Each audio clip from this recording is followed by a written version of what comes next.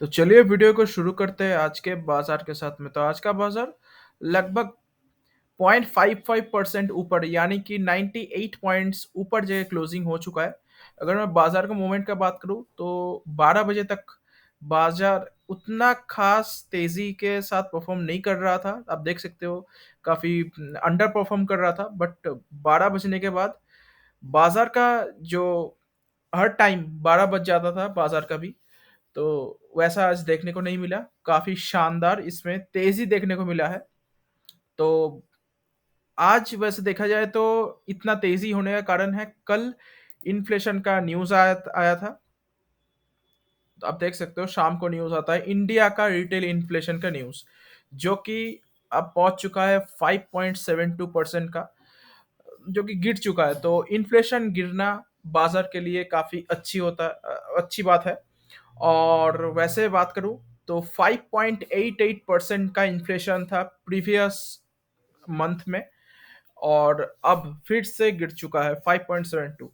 और वैसे देखा जाए तो जो आर हम लोग का या फिर आरबीआई का जो एक रेंज है वो है 2% टू 6% के बीच में इन्फ्लेशन, जो कि अब मीन्स 6% के नीचे आ चुका है। तो काफ़ी हद तक यहाँ पे हम लोग मान सकते हैं कि यहाँ पे रेट हाइक्स नहीं होने वाला है। पर एक चीज़ ध्यान रखना पड़ेगा, कल भी यूएस का इन्फ्लेशन का डेटा निकला था, तो वहाँ पे क्या था, वहाँ पे भी कम हुआ था, बट उन लोगों का टारगेट है 2% का। तो इसीलिए वहाँ पे सेवरल रेट हाइक्स होने वाले हैं। जब तक रेट हाइक्स कम नहीं होंगे, मतलब रेट हाइक्स में जब तक रोक नहीं आएगा तब तक बाजार कुछ ऐसे ही मीन्स सीसॉ बैटल, मतलब आप सोच सकते हो कि एक कंसोलिडेशन के फेज में चलने वाला है। वैसे रिटेल इन्फ्लेशन के हिसाब से अगर मैं बात करूं तो सीपीआई इन्फ्लेशन जो है वो आप देख सकते हैं प्रीवियस, अब हमको आपको बोले थे कि नवंबर में आपका लगभग 5.88% का था, और 5.72% का दिसंबर में आ चुका है, और अक्टूबर में था वही 6.77%। और अगर मैं बात करूं तो यस, फूड प्राइसेस कम होने की वजह से, वेजिटेबल का प्राइसेस कम होने की वजह से ये चीज़ आ चुका है। तो 40% का इन्फ्लेशन का मीन्स जितना भी इन्फ्लेशन का जो डेटा होता है, तो उसमें 40% फूड इन्फ्लेशन में काउंट होता है। तो उसके हिसाब से देखा जाए तो पिछले महीना मीन्स नवंबर में वो था 4.67% का, और अभी आ चुका है 4.19% का, जो काफ़ी हद तक एक पॉजिटिव न्यूज़ है। तो वैसे मैं बात करूँ, आज कुछ स्टॉक्स के ऊपर भी बात करने वाले हैं, और उसमें इन्वेस्टमेंट करने का मौका कैसे ढूँढना चाहिए, कितना price of point of view पे हम लोग को इन्वेस्ट करना चाहिए, उसके ऊपर डिटेल्स में चर्चा करने वाले हैं। अगर आप इस चैनल पे नए हो तो ज़रूर से सब्सक्राइब करो, और सब्सक्राइब करने के बाद बेल आइकन को प्रेस करना मत भूलना। उससे क्या होगा कि जब भी नया वीडियो आएगा तब आपको उसका नोटिफिकेशन पहले मिल जाएगा। तो एक-एक करके देख लेते हैं। तो पहली कंपनी का नाम है एल&टी टेक्नोलॉजिकल सर्विसेज लिमिटेड। तो एलटीटीएस, ये एलटीआई माइंट्री जो है वो सर्विस कंपनी हो गया, और ये जो कंपनी ये प्रोडक्ट आईटी सेगमेंट में आता है। इसमें आज लगभग 5% के ऊपर आज इसमें मंदी देखा गया है। अगर मैं बात करूं इसका रिटर्न के मामले में, तो एक साल में देख सकते हैं लगभग 38% के आसपास डाउन है ऊपर से, और 5 साल में इन्वेस्टर का पैसा अभी तक 3.5 गुना से भी ऊपर हो चुका है। मैक्सिमम चार्ट पैटर्न इसका काफी अच्छा देखने को मिलता है। बट हाँ, ये प्रोडक्ट आईटी कंपनी है, तो इसमें सर्विस आईटी से थोड़ा कम रिटर्न मिलेगा, पर काफी बढ़िया कंपनी है। एल एन टी का एक ब्रांड भी है, लगभग सेम टाइप का ये आपको देखने को मिलेगा, लाइक एलटीआई माइंट्री का तरह। बट ये इतना क्यों टूटा आज, उसके ऊपर बात करेंगे। तो वैसे मैं बात करूं तो L N T technological service वो 5% के ऊपर डाउन हो जाएगा, क्योंकि मॉर्गन स्टैनले ने इसको अंडरवेट स्टैंस दिया है, मीन्स इसका रेटिंग गिरा दिया गया है। तो इसके चलते इसमें थोड़ा बहुत प्रेशर देखने को मिला है। हालांकि एक बिजनेस को ये एक्वायर कर चुका है, ये काफ़ी एक पॉजिटिव न्यूज़ है कंपनी का। बट पॉजिटिव न्यूज़ उतना इफेक्ट नहीं पड़ा ये नेगेटिव न्यूज़ के सामने। तो दोनों ही है, पर हम लोगों को देखना है कि इसका जो बिजनेस है ये कितना अच्छा है। तो वैसे मैं बात करूँ आप लोगों को एक-एक करके दिखा देता हूँ, उसके मीन्स कंपनी के बारे में थोड़ा बहुत देख लेते हैं। तो यहाँ पे मैं सिंपली सर्च करूँगा। यस। तो 36,000 करोड़ का एक मिड कैप आईटी कंपनी है ये, 34 का स्टॉक पी है। तो काफ़ी डिसेंट सा स्टॉक पी अब हम लोगों को देखने को मिलता है। आरओसी आरओई काफ़ी अच्छी है। डेट भी बहुत कम देखने को मिलता है कंपनी में। तो कंपनी आर-एन-डी सेगमेंट से बिलॉन्ग करता है और डिजिटलाइजेशन सॉल्यूशन के ऊपर काम करता है, मेडिकल डिवाइसेस, प्लांट इंजीनियरिंग के ऊपर काम करता है। और फॉर्च्यून 500 कंपनीज में से 69 फॉर्च्यून कंपनी का बेस भी है इन लोगों का, और 53 जो है वो ई आर एन डी का टॉप कंपनी में से है। तो काफ़ी अच्छा अच्छा क्लाइंट्स भी है कंपनी के पास। तो कंपनी की अगर मैं बात करूँ प्रॉफिट एंड लॉस स्टेटमेंट के ऊपर, तो ये सब आप देख सकते हो कंटिन्यूअसली ग्रो करते जा रहे हैं। 311 419 425 507 768 822, ये कोविड का डिप है 666, और फिर अच्छा खासा रिकवरी 961, फिर 1071। अगर मैं बात करूँ कंपनी का सेल्स का ग्रोथ का, तो थोड़ा बहुत इनकंसिस्टेंट देखने को मिलता है। बीच में इसमें कुछ सेल्स में प्रॉब्लम दिखाई दिया था। प्रॉफिट भी अच्छा खासा देखने को मिलता है, पर 3 साल में आप देख सकते हो सिंगल डिजिट का है। ठीक-ठाक कंपनी है। 5 सालों में अभी तक स्टॉक प्राइस का सीरीज 27% देखने को तो मिल जाता है। तो कंपनी का अगर मैं बात करूँ शेयर होल्डिंग पैटर्न के हिसाब से, पैटर्न काफ़ी अच्छी है। धीरे-धीरे एफआईज़ बाइंग करते जा रहे हैं, और डीआईज़ भी ठीक-ठाक है। और वैसे मैं बात करूँ, पब्लिक थोड़ा बहुत बिकवाली कर रहा है। तो कंपनी का अगर मैं बात करूँ फंडामेंटल्स काफ़ी अच्छा है, और टेक्निकल्स भी काफ़ी अच्छा है। किसी को अगर खरीदना है, तो मैं इसको फिर से रीलोड कर देता हूँ। तो किसी को अगर खरीदना है, तो यहाँ पे देख सकते हो ये ट्रेंड लाइन के हिसाब से ऊपर जा रहा था, बट यहाँ पे एक ब्रेकडाउन होता है। तो वो चाहे तो अभी भी खरीद सकता है, ऊपर से अच्छी खासे परसेंटेज के साथ डाउन है। आपको ₹6,000 का स्टॉक आपको लगभग 3,500 के आसपास, 3,500 के 448 500 के आसपास मिल रहा है। तो आप चाहो तो इसका अपॉर्चुनिटी देख सकते हो। किसी को ऐड ऑन करना है, तो आप चाहो तो 3,400 का लेवल भी वेट कर सकते हो। और किसी को मेजर सपोर्ट में अगर खरीदना है, तो वो चाहे तो 3,000 का लेवल का वेट कर सकते हैं। काफ़ी अच्छी कंपनी है, बढ़िया कंपनी है, फ्यूचरिस्टिक है। और वैसे बात करें तो अभी आईटी कंपनीज़ में काफ़ी ज़्यादा तनाव है। तो इसमें आप चाहो तो लॉन्ग टर्म के लिए इन्वेस्ट कर सकते हो, शॉर्ट टर्म में ये सब कंपनी नहीं चलेगा। अब नेक्स्ट कंपनी के ऊपर बात करते हैं। कंपनी का नाम है एचसीएल टेक। तो एचसीएल टेक में आज एक बहुत अजीब सा पैटर्न देखने को मिला था, क्योंकि आप देख सकते हो यूएस में सेवरल रेट हाइक्स के चक्कर में हर एक आईटी कंपनीज में स्टार्टिंग बहुत खराब होता है, और वहां से लेके ये कंपनी जो है शानदार लगभग 3 से 4% ऊपर जाके क्लोजिंग देता है। बट ओवरऑल इसका अगर देखा जाए तो 0.5% का सिर्फ तेजी है। तो एक आपको ज़्यादा कुछ बोलने का ज़रूरत नहीं है, क्योंकि कल इसका Q3 का रिज़ल्ट आ चुका था। तो रिज़ल्ट के बारे में बात करें तो एस्टीमेट को बीट कर चुका है। और अगर मैं बात करूँ तो यस, रेवेन्यू लगभग 19% से बढ़ चुका है। अगर मैं यहाँ पे ही दिखा देता हूँ, 19% के साथ यहाँ पे 20% दिखा रहा है, 20% से बढ़ चुका है। और ओपीएम भी बढ़ चुका है। नेट प्रॉफिट जो 19 डबल डिजिट के साथ बढ़ चुका है। मैं लास्ट में एक कंपनी के बारे में बात करूंगा।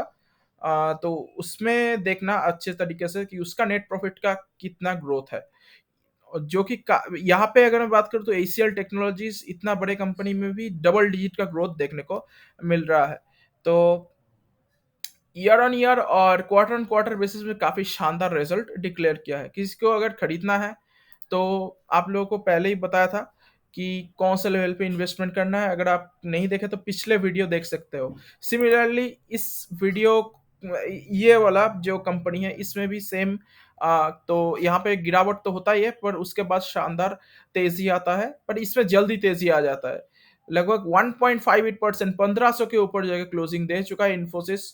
तो इस स्टॉक में भी लगभग 1450 के आसपास अगर आपको मिल जाता, तो आप चाहो तो इन्वेस्ट कर सकते हो। अभी भी इन्वेस्टमेंट करने का मौका है। डिफेंसिव आईटी कंपनी है दोनों ही, एचसीएल टेक और इन्फोसिस, दोनों में ही आप चांस ले सकते हैं। लॉन्ग टर्म के लिए काफ़ी अच्छी कंपनी है। नेक्स्ट अगर मैं कंपनी का बात करें, तो नेक्स्ट कंपनी का नाम है सिगाची इंडस्ट्रीज। अब शिगाची इंडस्ट्रीज में है क्या, अचानक से यहाँ पे बहुत बड़ी तेजी आ जाता है और तेजी को सस्टेन भी कर जाता है। वैसे मैं बात करूँ तो एक साल में अभी तक 15% का नेगेटिव रिटर्न है, और 5 साल में यहाँ पे कुछ एरर दिखा रहा है, ठीक है। आप लोगों को यहाँ पे दिखा 94% ऊपर से डाउन नहीं है ये कंपनी, ठीक है। इतना में लिस्टिंग भी नहीं हुआ था। अगर मैं बात करूँ कंपनी का एक न्यूज़ के ऊपर, तो शेयर जो है वो सर्ज हो चुका है, 30% के ऊपर ज़्यादा बढ़ चुका है 3 दिन में, क्योंकि बोर्ड मीटिंग होने वाला था, वैसे हो चुका है, और फंड रेस भी करने वाला है। ये 9 तारीख का आर्टिकल है। तो वह कंपनी किसके ऊपर काम करता है, कंपनी के बारे में बात करें तो company one of the largest manufacturer of micro crystalline cellulose. ये एक चीज होता है जो कि बोल सकते हैं कि फार्मास्यूटिकल सेक्टर में काम में आता है। मतलब ये केमिकल कंपनी है जो फार्मास्यूटिकल सेक्टर में ये कंपनी मतलब डिलीवर करती है। तो कंपनी के बारे में बात करते, कंपनी बहुत ही छोटी कंपनी है, 1,000 करोड़ की कंपनी है, और स्टॉक भी 24 का है, डिसेंट सा है। आरओसी आरओई काफी अच्छा देखने को मिलता है, डेट है थोड़ा बहुत कंपनी के पास। तो ये कंपनी में अगर आपको इन्वेस्टमेंट करना है, उसके पहले आपको थोड़ा वो देख लेना पड़ेगा। क्या वो है, प्रॉफिट एंड लॉस स्टेटमेंट। तो प्रॉफिट एंड लॉस में आप लोग देख सकते हो 3 करोड़ का प्रॉफिट, 8 होता है, 8 से 20, 20 एक ही जगह पर स्टेबल हो जाता है, फिर 29, 38, 43, तो कंटिन्यूअसली बढ़ रहा है, बीच में स्टेबल हो गया था। तो सेल्स का ग्रोथ काफी अच्छा है, प्रॉफिट का ग्रोथ भी काफी अच्छा देखने को मिलता है, और स्टॉक प्राइस का सीएजीआर अभी भी 20% ऊपर से डाउन है। तो कंपनी में एक ट्रेंड रिवर्सल आ चुका है। किसी को अगर इन्वेस्ट करना है तो आप लोगों को बोल देते हैं यहाँ पे, अगर मैं बात करूं तो यस, यहाँ पे एक ट्रेंड रिवर्सल हो चुका है। मैं पहले से ही बोल रहा था, ये जो इसका मेन सपोर्ट और रेजिस्टेंस का खेल चल रहा था इसी रेंज में, वो अब खत्म हो चुका है और इसको तोड़ के ऊपर जा चुका है। अगर इसका भी मेन रेजिस्टेंस फेस करना पड़ रहा है लगभग 330 का लेवल। तो वैसे 330 का लेवल आज किस में क्लोज हो चुका है, थोड़ा बहुत फिर से देख लेता हूँ। यस, यहाँ पे 335 का लेवल में आज क्लोज हो चुका है। अगले दिन अगर इसमें थोड़ा बहुत गिरावट मिल जाए तो इसमें आप चाहो तो इन्वेस्टमेंट करने का मौका ढूंढ सकते हो। काफी अच्छी कंपनी है, और इसका ट्रेंड भी रिवर्स हो चुका है। आप देख सकते हैं यहाँ पे कटोरा पैटर्न फॉर्म हो रहा है, मीन्स यहाँ पे कंटिन्यूअसली नीचे गिर रहा था, बट यहाँ पे मेजर इसका सपोर्ट बन रहा था लगभग 250 के आसपास। 250 से इस पे बहुत बार तेजी आ चुका है, 250 नीचे भी थोड़ा बहुत गया था, पर यहाँ पे एक शानदार तेजी आ चुका है, मीन्स अब कुछ क्वार्टर में इसका शायद रिजल्ट अच्छा आने वाला है। तो किसी के पास अगर एक भी स्टॉक नहीं है वो भी ध्यान दे सकते हैं, किसी को डाइवर्सिफाई करना है तो वो भी देख सकते हैं इस स्टॉक के ऊपर। किसी को छोटी कंपनी खरीदना है, तो नया नया कंपनी खरीदना है, तो इसमें भी ध्यान दे सकते हैं। नेक्स्ट कंपनी के ऊपर बात करें, कंपनी का नाम है ग्लैंड फार्मा। अब ग्लैंड फार्मा में जो लोग इन्वेस्टेड हैं उन लोग बहुत परेशान हो चुके हैं, क्योंकि अगर मैं बात करूं इसका रिटर्न के मामले में, तो एक साल में 61% पैसा साफ हो चुका है, और 5 साल अभी तक हुआ नहीं है। 2020 के लास्ट में ये लिस्टिंग हुआ था इसका, मतलब 2 साल में कुछ भी रिटर्न बना नहीं है, उल्टा 20% का नेगेटिव रिटर्न बना है। अगर मैं टॉप से बात करूं तो टॉप से ये कंपनी अभी तक 66% पैसा साफ हो चुका है, मीन्स 2/3 पैसा गायब हो चुका है। तो ये सब इतना कैसे हो गया, मतलब अगर मैं बात करूं कंपनी के बारे में, तो कंपनी उतनी भी बुरी नहीं है, बट हाँ, इन कंपनी में कुछ प्रॉब्लम्स चला, क्योंकि इसका जो मेन चाइनीज कंपनी है फोसून फार्मा, उसमें प्रॉब्लम चल रहा है, चाइना में भी प्रॉब्लम चल रहा है, आपको लोग पता है। तो इसीलिए हर कोई इस कंपनी का डिग्रेड कर रहा है।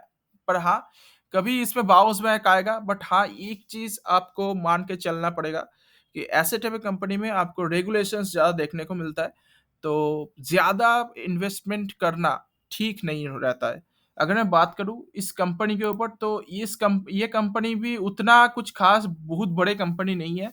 तो इसमें आप चाहो तो अपना पोर्टफोलियो का सिर्फ 1 to 2% का वेटेज आप दे सकते हो, उससे ज्यादा वेटेज नहीं देना चाहिए, क्योंकि कभी भी कुछ भी हो सकता है, कभी देख सकते हैं यहाँ पे 60-60 प्रतिशत गिरावट हो जाता है। डीवी स्लैब इतना बड़ा कंपनी है, इसमें भी निफ्टी 50 का पार्ट भी है, स्टिल इस कंपनी में भी अच्छा खासा गिरावट देखा गया है।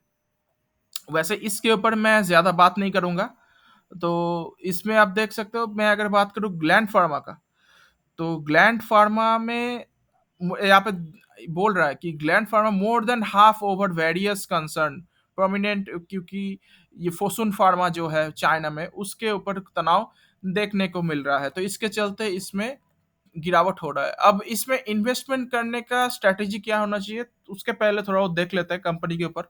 तो कंपनी 23,000 करोड़ के 24,000 करोड़ का एक बहुत, आप mid cap kind of company बोल सकते हो। स्टॉक P23 का है, आर ओ ठीक ठाक देखने को मिलता है। एक डेट फ्री कंपनी है, आप बोल सकते हो। एक हम लोग बोल सकते हैं कि ये कंपनी जो है ये हैदराबाद में है, और कॉन्ट्रैक्ट मैन्युफैक्चरिंग करता है कंपनी, पेरेंटल प्रोडक्ट्स बनाता है, वन ऑफ द फास्टेस्ट और लार्जेस्ट इंजेक्टेबल फोकस्ड कंपनीज है। तो इस कंपनी का और भी ग्लोबल फुटप्रिंट है, कहाँ पे, इन यूएसए में है, यूरोप में है, कनाडा, ऑस्ट्रेलिया। तो इस सब जगह पे इंडिया से ज़्यादा हालत हालत अभी खराब है, इसके चलते इसमें भी बहुत प्रॉब्लम फेस हो रहा है। अगर मैं बात करूं तो यस, आप देख सकते हो कंटिन्यूअसली बढ़ रहा था, बट हाँ कोविड के टाइम में कुछ ज़्यादा ही प्रॉफिट हो गया, उसके बाद अभी थोड़ा बहुत गिर रहा है। तो यहाँ पे प्रॉफिट का ग्रोथ और सेल्स का ग्रोथ काफ़ी अच्छा देखने को मिलता है, तो इसमें बाउंस बैक होगा, ऐसा नहीं कि नहीं होगा। तो अभी क्या कर सकते हैं, इसका जो ग्राफ है, इसका ग्राफ काफ़ी डेंजरस लग रहा है, फॉलिंग नाइफ के तरह है। ऐसे टाइप के ग्राफ को आप फॉलिंग नाइफ बोल सकते हो, कि क्योंकि इसका कोई अभी सपोर्ट, किसी कोई भी सपोर्ट काम नहीं आ रहा है। क्यों, कितना नीचे जाएगा किसी को नहीं मालूम। तो अभी इसमें अगर किसी को खरीदना ही है तो ये वॉच लिस्ट में रख सकते हो। जब तक इसका ट्रेंड रिवर्सल नहीं होता तब तक इसमें कुछ ना करे तो बेटर होगा। नेक्स्ट कंपनी के ऊपर बात करते हैं, जिसमें आज Q3 का अर्निंग आ चुका है। तो देख सकते हो कंपनी का नाम है विप्रो। तो विप्रो का जो कंपनी का पहले एक्सपेक्टेशन देख लेते हैं।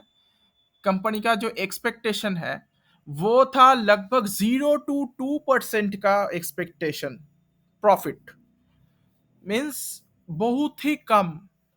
ठीक है, तो सिंगल डिजिट का ग्रोथ हम लोग इसमें एक्सपेक्टेड था। और मैं अगर बात करूं तो विप्रो का जो नेट प्रॉफिट है वो एस्टिमेट को मीट कर चुका है, और 3% का प्रॉफिट है। तो रेवेन्यू में 14% का ग्रोथ दिखाया है ईयर ऑन ईयर बेसिस में। और यहाँ पे देख सकते हैं विप्रो का जो क्वार्टर, जो था Q3 का, तो इसका प्रॉफिट अब जा चुका है लगभग 3,053 करोड़, और पिछले साल ये था 2,969 करोड़, मीन्स साल दर साल में सिर्फ 2.82% का ग्रोथ है।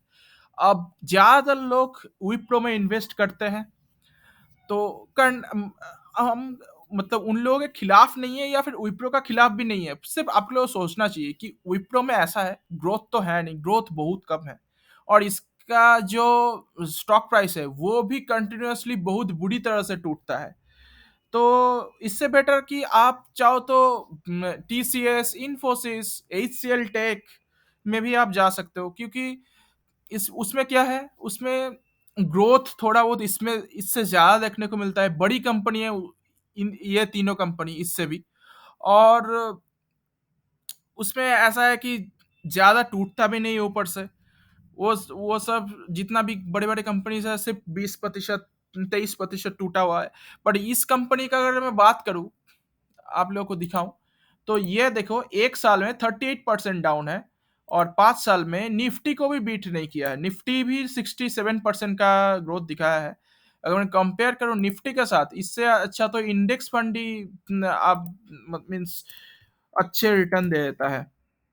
निफ्टी, यस, आप देखो, अगर मैं बात करूँ 5 साल का, तो 5 साल में निफ्टी इससे ज़्यादा रिटर्न पहले दे रहा था, बट हाँ, यहाँ पे तो वो टूट चुका है अभी निफ्टी। वैसे निफ्टी के आसपास ही रिटर्न है, आप देख सकते हो 62%, ये 69%।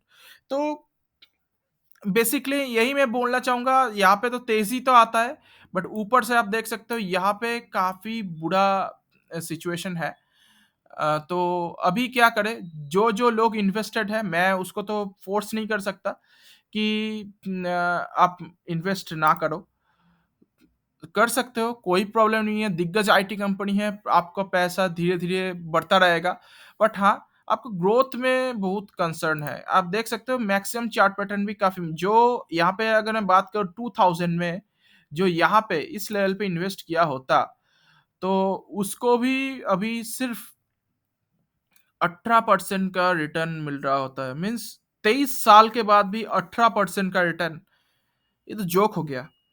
तो इसमें आपको डिविडेंड अच्छा मिलता रहेगा, इससे बेटर अब वैसे देखा जाए तो डिविडेंड भी अच्छा खासा पे करता है टीसीएस और एचसीएल टेक। तो इसमें क्या करना चाहिए? बहुत लोग बोलते हैं कि इसमें इन्वेस्ट करें या ना करें। अगर आप एक ग्रोथ इन्वेस्टर हो तो इससे बेटर तो आप चाहो तो किसी और दूसरा जो बड़े-बड़े कंपनीज़ है, मिस टीसीएस और एचसीएल टेक, इन्फोसिस, उसमें डबल डिजिट का ग्रोथ है, तो उसमें चाहो तो आप इन्वेस्ट कर सकते हो। किसी को अगर फ्रेश बाइंग भी करना है तो वो भी कर सकता है, ऊपर से अच्छे खासे डिस्काउंटेड प्राइस के साथ अवेलेबल है। पर मुझे उतना ख़ास कुछ अच्छा नहीं लगता क्योंकि उतना कुछ ग्रोथ इसमें है नहीं। किसी को अगर ऐड ऑन करना है तो वो चाहे तो 380 का लेवल का वेट कर सकते हो। बट हाँ, इससे दूर रहो तो बेटर होगा। मीन्स ये मेरा पर्सनल सजेशन, मैं सजेशन नहीं दे रहा हूँ, पर्सनल ओपिनियन है। कोई अगर यूट्यूब का इन्वेस्टर है, उन लोग बुरा मत मानिए, उन लोग कंटिन्यू कर सकते हैं। बट हाँ, इसमें सच तो यही है कि उतना खास ग्रोथ नहीं है। तो कैसा लगा मेरा वीडियो? अगर आपको अच्छा लगा तो ज़रूर से सब्सक्राइब करना, दोस्तों के साथ शेयर करना मत भूलना। मिलते हैं किसी दूसरे वीडियो में, तब तक के लिए गुड बाय।